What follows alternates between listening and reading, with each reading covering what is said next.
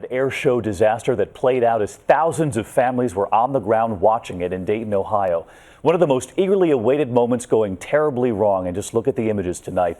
A wing walker on top of a small plane high in the sky, then the plane suddenly turning upside down, then plummeting, the wing touching the ground just moments before the plane then crashes.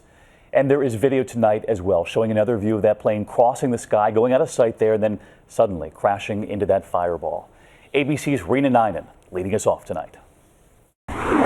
These were the final moments for wing walker Jane Wicker and her pilot. Screams heard throughout the Dayton Air Show, her plane plummeting to the ground into a giant ball of fire. Witnesses say she was performing one of her famous stunts, sitting on the wing of the plane as it turned upside down. In this video, she describes the incredible acrobatics she performed. And we're going about 140 to 150 miles an hour, and the wind is really intense. So I have to brace myself and keep everything tight until we get up upside down. Wicker had only returned to the skies last week after recovering from a previous injury not related to wing walking, tweeting this about today's show. In Dayton, ready to rock this town. Had a great drive, must get to bed if I want to be fresh for those 6:40 a.m. and 7:10 a.m. interviews.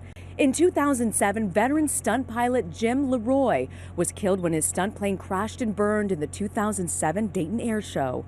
Wing walking may look effortless, but the moves are hardly simple or without risk. Still, drawing large crowds to watch the high-altitude acrobatics, defying gravity. But it often comes with little training. Well, back in 1990, I answered an ad in the newspaper that said wing walker wanted, no experience necessary. So it was on the job? It was on the job training.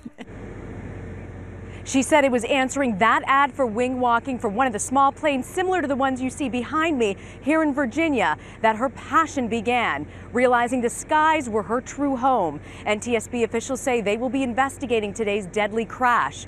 Meanwhile, in Dayton, officials say the show will go on.